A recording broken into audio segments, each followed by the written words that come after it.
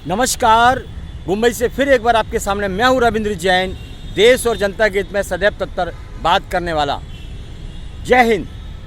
मेरा सलूट 15 अगस्त और 26 जनवरी को सिर्फ जल सेना को रहेगा, वायु सेना को रहेगा और थल सेना को रहेगा, यानी हमारे भारत की संपूर्ण आर्मी को रहेगा, जो ईमानदारी से हमारी देश की सुरक्षा करती हैं अपनी जान को दांव पर लगाकर। और भारत के सिर्फ एक नेता को सैल्यूट करूंगा, वो है योगी आदित्यनाथ।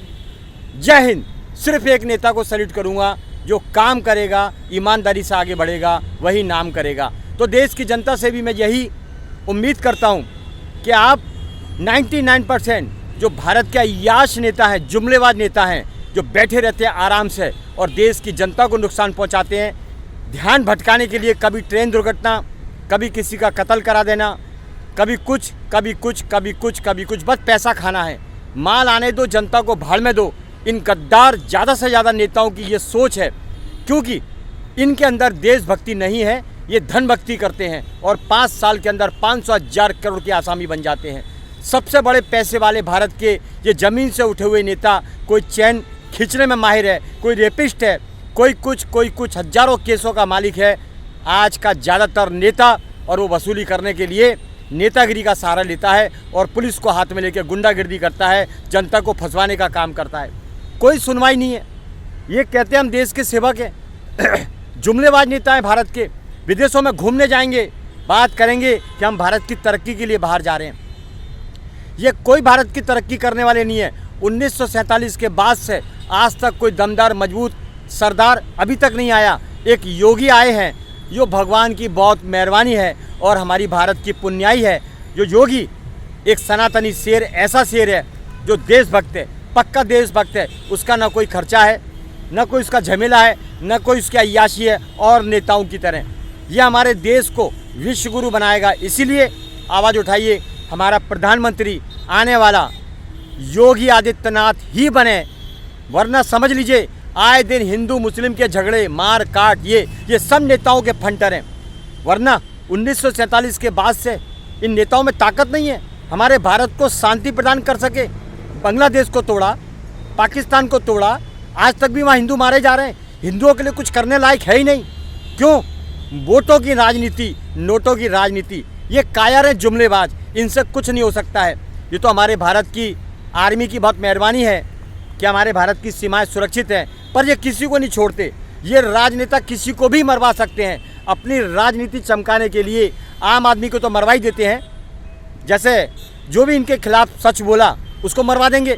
मरवाने का तरीका देखिए आप, ये पुलिस से कार्रवाई करवाते हैं या किसी संस्था से कार्रवाई करवाते हैं, या इनके पाले हुए गुंडे हैं उनको भेज देते हैं, मार दो, क्योंकि इन्हें मालूम है नहीं मारा तो हमें कपड़े खोल के दौड़ाया जाएगा, हमारी पोल खोली जाएगी और हम मुंह दिखाने के काबिल नहीं रहेंगे। ये इतने बेशरम बेदर्द हो चुके हैं कि इन्हें भारत की बिल्कुल परवाह नहीं, ना भारत के तिरंगे की परवाह है। अपनी सच्चाई को, सत्यता को जाहिर करने के लिए 15 अगस्त या 26 जनवरी झंडा लेके बाहर निकलेंगे।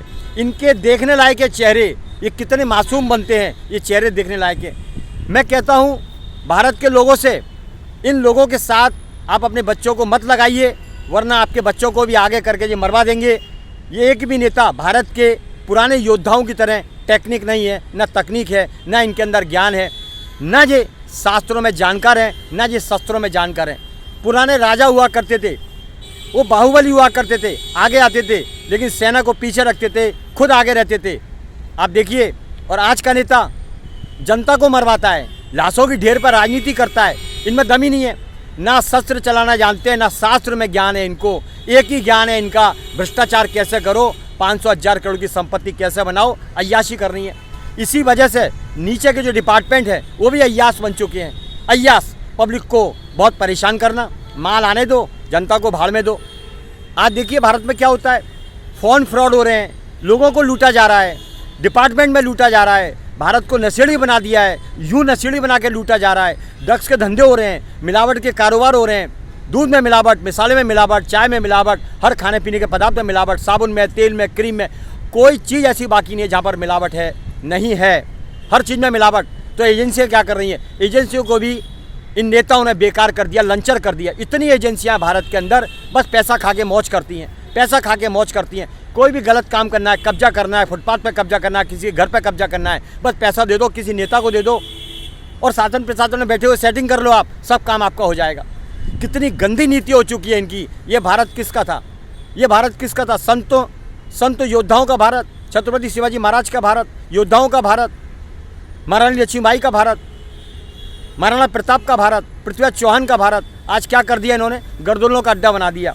एजेंसियाँ काम ही नहीं कर पा रही हैं। ऐसा लगता है कि एजेंसियाँ नेताओं के कब्जे में काम कर रही हैं। नेता जो बोला वही काम कर रहे हैं। चोरों को माला पहनाई जा रही है और जो सही बात बोलने वाले हैं उनको ठोका जा रहा है, उनको रोका जा रहा है, उनको मजबूर किया जा रहा है। ये हालत हो चुकी है। इस महान भारत की, संस्कार युक्त भारत का कत्ल करने वाला अगर कोई है तो 99% भारत का नेता है, जुमलेबाज, अय्याश। हम धिक्कार है ऐसे नेताओं के ऊपर जो भारत का पैसा, जनता का खून पसीने का पैसा अय्याशी में व्यस्त करते हैं। बैठे रहते हैं आराम से, टांगे ऊंची कर करके, और बात करेंगे बड़ी लंबी लंबी। 15 अगस्त तो 26 जनवरी को ये साबित करेंगे कि ये राजा हरिश्चंद्र है। धिक्कार है। मैं जनता से निवेदन करता हूँ, आप चुन के वोट दें, सोच समझ के वोट दें, क्योंकि नेताओं की अय्याशी में आदत बिगड़ चुकी है। ये अपना बंदोबस्त करते हैं, जनता का नहीं। विधान भवन, विधानसभा पे जो दिल्ली में है वहाँ हमला हुआ तो अपना दूसरा बनवा लिया मजबूती के साथ। लेकिन कुदरत से कैसे बचोगे आप? कुदरत आपको सड़ा के मारेगी, ये बात याद रखना।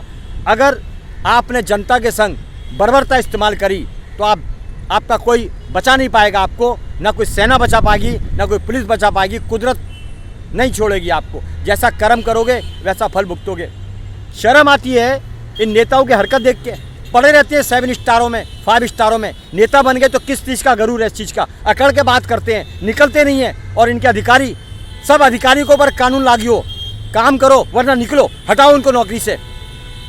इनका रुबाब किस चीज़ लिए? पब्लिक जाती है, सीधे मुँह बात नहीं करते हैं। क्या हुआ? अधिकारी हुआ तो क्या हुआ? सरकार का इतना बड़ा एजेंडा है, इनको बड़ी बड़ी गाड़ियाँ दी जाती है, बड़ी बड़ी गाड़ियों में घूमते रुबाब करते हैं हमारे से। मिलने का समय नहीं है इनके पास। ये है कौन? निकालिए इन्हें बाहर। अगर कोई भी सरकारी डिपार्टमेंट हो या नेता हो सीधे मुंह बात नहीं करे तो माननीय सर्वोच्च न्यायालय जी कानून बनाइए, इन्हें हटाइए इन्हें। ये काम नहीं कर सकता, वो देश का गद्दार कहलाएगा। ऐसी व्यवस्था भारत के अंदर होगी। भारत को कौन इजराइल बनाएगा? भारत को इजराइल बनाने के लिए योगी आदित्यनाथ का साथ दीजिए, बुलंद करिए। और पेपर तो मुझे लगता है कि नेताओं ने खरीद लिया है।